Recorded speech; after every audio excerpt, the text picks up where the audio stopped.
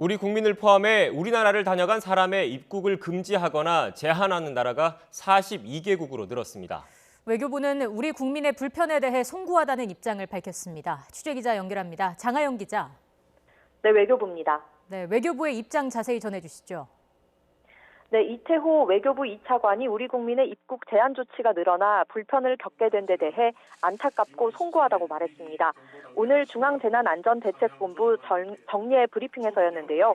세계 각국의 입국 제한 조치는 우리 정부가 위기경보 단계를 심각으로 상향 조정했기 때문이라고 설명했습니다. 이어 우리는 세계 최고 수준의 방역 역량을 갖추고 있다면서 외국의 조치가 과도하고 이것이 철회 또는 자제되도록 최대한 외교적 노력을 기울이겠다고 말했습니다. 특히 중국 지방정부의 격리 조치에 대한 해명이 있었는데요. 지방정부와 중앙정부의 시정을 요구하고 있고 중국 측으로부터 중앙정부 차원에서 챙겨보겠다는 답변을 받았다고 밝혔습니다. 초기 대응 과정에서 중국으로부터 오는 입국자를 전면 차단하지 못했다는 비판에 대해서는 심사 강화로 이미 중국인 입국자가 80% 이상 급감해 사실상 유입 억제 효과가 발생하고 있다고 해명했습니다. 이 차관의 말 들어보겠습니다. 외국의 갑작스러운 입국 제한 조치로 인해 우리 국민들이 외국 입국 과정에서 뜻하지 않은 불편을 겪으시게 된 것에 대하여 안타깝고 또 송구스러운 마음입니다. 과도한 방역 조치와 관련해 항의와 유감을 표명하였고 중국 정부가 시정 조치를 취해줄 것을 요청했습니다. 앞서 강경화 외교부 장관은 어젯밤 왕이 외교부 장과 통화해 항의와 유감을 표명했습니다.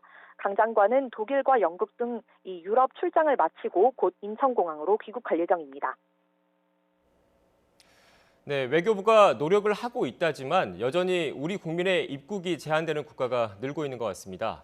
앞서 간략하게 언급을 하긴 했는데 구체적으로 정리해 주시죠. 네, 외교부가 파악한 나라는 모두 42개국입니다.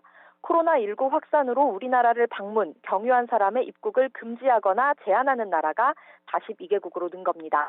외교부는 피지와 몽골, 필리핀, 세이셸 등이 추가돼서 모두 21개국이 우리나라를 거친 사람의 입국을 금지하고 있다고 밝혔습니다.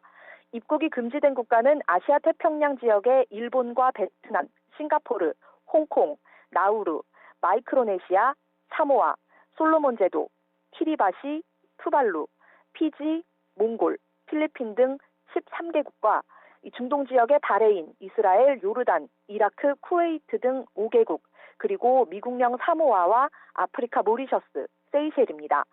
검역을 강화하거나 자가 격리 조치하는 등 입국 절차를 강화한 나라도 21개국으로 늘었습니다.